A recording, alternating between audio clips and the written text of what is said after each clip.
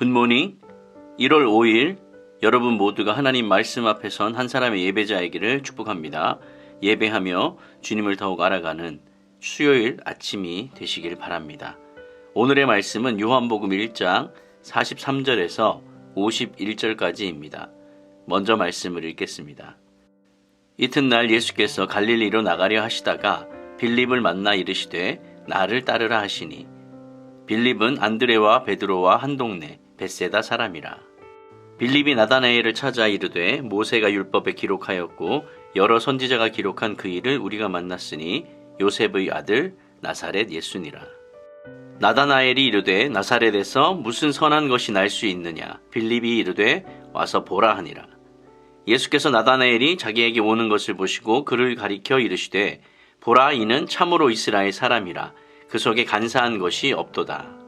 나다나엘이 이르되 어떻게 나를 아시나이까? 예수께서 대답하여 이르시되 빌립이 너를 부르기 전에 내가 무화과 나무 아래에 있을 때에 보았노라. 나다나엘이 대답하되 랍비여, 당신은 하나님의 아들이시요 당신은 이스라엘의 임금이로소이다. 예수께서 대답하여 이르시되 내가 너를 무화과 나무 아래에서 보았다 함으로 믿느냐? 이보다 더 큰 일을 보리라. 또 이르시되 진실로 진실로 너희에게 이르노니 하늘이 열리고 하나님의 사자들이 인자 위에 오르락 내리락 하는 것을 보리라 하시니라. 아멘. 사회적 거리두기 시대에 교회는 급속도로 공동체성이 약화되고 신앙은 개인주의로 흘러가고 있습니다. 믿음은 홀로 하나님 앞에 서는 일에서부터 시작되지만 그것이 전부는 아닙니다. 신앙의 성숙은 개인, 신앙 공동체, 그리고 세상이라는 이 세 단계를 거치면서 형성이 되는 법입니다. 오늘 말씀을 보면 이제 어제 우리가 나누었던 말씀 이후로 한동안 요한은 등장하지 않습니다. 이제 예수님께서 제자들을 만나는 이야기가 시작됩니다. 예수님께서 갈릴리로 나가는 도중 빌립을 발견하였고 나를 따르라 라고 명령을 하십니다. 빌립은 벳세다 출신으로 안드레와 베드로와 같은 동네 사람입니다. 짧은 설명이지만 여기에서 몇 가지 생각할 거리들이 있습니다. 첫 번째는 장소의 이동입니다. 예수님께서 이전에는 요한이 침례를 주었던 바타니아 지역에 있었던 것 같고 이제 39절에서 말하던 예수님께서 머물렀던 장소, 그 장소는 예수님의 집은 아닌 것 같습니다. 둘째로 예수님과 빌립이 만났다는 사실이죠. 예수님께서 빌립을 만난 것은 그야말로 우연 중의 우연입니다.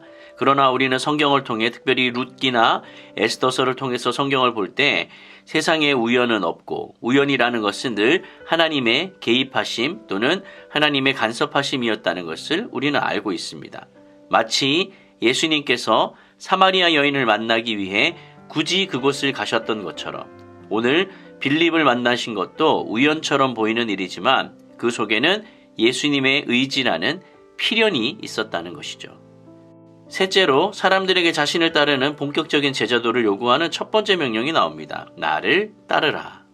네 번째는 빌립의 반응입니다. 성경이 이에 대해서 따로 설명을 하고 있지는 않지만 나다나엘을 찾아갔던 모습을 볼 때 빌립은 예수님의 그 따르라는 초청에 긍정적으로 응답을 한 것 같습니다. 예수님께서 빌립을 제자로 부르십니다. 왜 그를 선택하셨는지는 우리는 알 수가 없습니다. 다만 모든 소명은 하나님의 주권을 따라 은혜로 되는 일이죠. 예수님의 부름이 있었다면 그 부름에 곧장 응답했던 빌립도 있습니다. 예수와 함께한 후의 베드로처럼 빌립도 예수님이야말로 선지자들이 예언한 바로 그 메시아라는 것을 알게 됩니다. 예수님의 참 정체였던 이 메시아됨을 인식하는 과정을 한번 살펴보면 빌립은 예수님이 따르라고 했을 때 따랐고 그리고 이제 그의 제자로서 나다나엘을 찾아가서 예수님을 소개하고 있습니다. 주님께서 우리를 부르시지요. 그래서 우리는 주님을 알게 됩니다. 주님을 알고 그 사랑 안에 우리가 풍성히 거하다 보면 바깥에 나가서 우리는 주님을 증거할 수밖에 없는 거예요. 즉 주님의 부르심이 있고 주님과의 사귐이 있고 주님을 증거하는 이러한 패턴으로 하나님 나라가 확장되고 형성이 되게 되어 있습니다. 주님의 부르심이 있었고 우리는 주님을 인격적으로 만나며 알게 되고 그 후에는 그 주님을 증거하는 형태로 나아갈 수밖에 없는 것입니다. 빌립이 나다나엘을 찾아가 예수님을 소개하는 장면을 좀 살펴볼까요? 나다나엘은 다른 복음서에서는 바돌로메라고 불리는 사람으로 빌립과는 친분이 있었던 그런 사람이었습니다. 빌립이 전하는 내용은 메시아를 만났다라는 그런 내용이었는데 그의 표현에는 지금까지 제시되지 않았던 정보들이 나타나 있습니다. 그 정보들은 뭐냐면 예수님을 구약이 약속했던 그 메시아로 지금 소개하고 있다는 것이죠. 그가 모세가 율법을 기록한 것 그리고 선지자들이 기록한 것과 딱 맞는 그런 메시아를 만났다라고 빌립이 소개하고 있어요. 또 다른 내용으로는 예수님에 대한 자세한 정보를 제공하고 있다는 것입니다. 그는 예수님을 요셉의 아들이다 그리고 나사렛 출신이다라고 말을 하고 있습니다.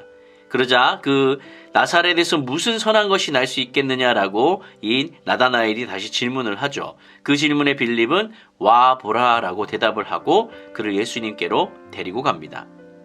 빌립의 소개를 받았던 나다나엘은 곧장 믿지는 않았습니다. 성경에서 베들레헴에서 나온다고 했던 그 메시아가 나사렛에서 나왔다라는 그 말을 들으니 당연히 믿기지 않았을 것입니다. 물론 이것은 예수님이나 나사렛이라는 그 작은 동네를 하찮게 여기는 그런 형태의 어떤 모습은 아닙니다. 율법을 깊이 묵상하는 사람답게 미가에 나왔던 그 예언 그리고 지금 예수님의 고향이 다르다는 사실을 대수롭지 않게 넘기지 않았을 겁니다. 이거는 뭔가 다르다. 그러면 성경이 잘못된 것은 아니니 이 사람이 과연 메시아가 맞을까라는 그런 의문을 가졌던 것이죠. 예수님도 나다나엘의 그런 의심하는 것을 문제 삼지 않았습니다. 그리고 간사한 것이 없는 그 마음을 예수님께서 보셨죠. 나다나엘의 질문이 그의 순수함을 반영하고 있었습니다. 제대로 알고 믿으려는 질문이 무모한 열정을 잠재워야 합니다. 예수님은 나다나엘에 대해서 참 이스라엘이고 그 속에 간사한 것이 없다라고 그렇게 말씀을 하십니다. 나다나엘이 이 말씀에 깜짝 놀라서 도대체 어떻게 나를 알고 계시느냐라고 묻습니다. 예수님은 빌립이 그를 부르기도 전에 무화과 나무 아래 내가 있었던 것을 내가 보았다라고 말씀을 하시죠. 이에 나다나엘이 예수님은 하나님의 아들과 이스라엘의 왕으로 인정합니다. 예수님은 그에게 앞으로 너는 더 큰 일을 보게 될 것이고 하나님의 사자가 인자 위에 오르락 내리락 하는 것을 볼 수 있을 것이다 라고 말을 합니다. 나다나엘은 사실 빌립이 전했던 그 말에 모순이 있다는 것을 알고 있었어요. 왜냐하면 구약에 분명히 메시아는 베들레헴에서 오신다고 그랬는데 나사렛 출신이라고 하는 그 예수님이 메시아다라고 하니 이거는 뭔가 잘못되었다라는 것을 알고 있었지만 메시아에 대해서 특별한 관심이 있었기 때문에 그 빌립이 와보라고 할 때 예수님께 나아갑니다. 우리는 보통 무화과나무 그늘을 종종 개인 묵상과 기도의 장소로 생각을 해왔습니다. 그가 그렇게 하고 있었다는 것을 볼 때 나다나엘이라는 사람은 매우 경건한 사람인 것으로 보여지죠. 이러한 면에서 나다나엘은 하나님을 경외하고 정결한 마음을 갖고 있을 뿐 아니라 성경을 잘 알기도 하고 메시아를 기대하고 있었던 참 이스라엘, 즉 참 하나님의 백성이었던 사람입니다. 이제 그에게 필요한 것은 진짜 메시아를 만나 약속된 새 언약의 구원을 경험하는 일만 남았습니다. 예수님께서 나다나엘에게 그가 무화과나무 아래 있을 때 보았다고 하자 나다나엘이 즉시 예수님을 하나님의 아들 또 이스라엘의 임금으로 고백을 했습니다. 빌립이 말했던 사실만 가지고는 사실은 메시아의 자격에 어울리지가 않았죠. 왜냐하면 그 출신지가 달랐기 때문에 그렇습니다. 그렇지만 자신이 어디에서 무엇을 했는지를 보지도 않고 알고 계시는 그 예수님을 메시아로 이제 믿게 됩니다. 예수님 역시 앞으로 그가 메시아를 만난 것보다 훨씬 더 큰 경험을 할 것인데 야곱의 꿈을 성취하여서 예수님께서 하늘과 땅을 잇는 메신저의 역할을 할 그 진짜 메시아라는 것을 네가 경험하게 될 것이다 라고 말을 하셨습니다. 앞으로 그가 경험할 예수님은 지금 그가 알고 고백한 예수님보다 훨씬 더 큰 분이 될 것입니다. 말씀을 정리하겠습니다. 신앙은 공동체를 기반으로 합니다. 나 홀로 하는 신앙생활에 머물 때 건강한 믿음을 가지기가 어렵습니다. 왜냐하면 믿음은 관계의 문제이기 때문에 그렇습니다. 하나님 앞에 단독자로 서는 일, 그리고 그것과 함께 공동체로 살아가는 일을 병행해야 해요. 그 공동체는 구체적인 삶의 현장과 역사 속으로 확장되어져 가야 합니다. 우리는 특별히 예배를 통해 우리의 공동체를 세워나가게 됩니다. 매일의 삶에서 또는 골방의 예배든 삶의 예배든 여러분의 개인적인 예배를 드리며 나아가게 될 텐데요. 그러나 또 정기적으로 공동체로 모여서 예배하는 일이 무엇보다도 소중합니다. 하나님과의 관계를 그 안에서 누리고 배워가기 때문에 그렇습니다. 예수님을 만나면 반드시 그분과의 깊은 교제로 나아가게 됩니다. 그리고 또 그 교제 때문에 우리는 행복하고 은혜를 누리게 되죠. 그리고 그 받았던 행복과 은혜는 반드시 그것을 증거하는 형태로 흘러가게 되어 있습니다. 여러분 예수님을 만나셨습니까? 그 예수님을 깊이 알므로 은혜 안에 거하고 계십니까? 그렇다면 이제는 그 은혜를 흘려보내야 합니다. 가족과 이웃들, 사랑하는 사람들에게 예수님의 증거로 살아가십시오. 또한 우리 공동체 안에서도 그 사랑을 흘려보내시기를 간절히 부탁드립니다. 여러분 예배합시다. 예배가 우리를 살게 합니다. 할렐루야.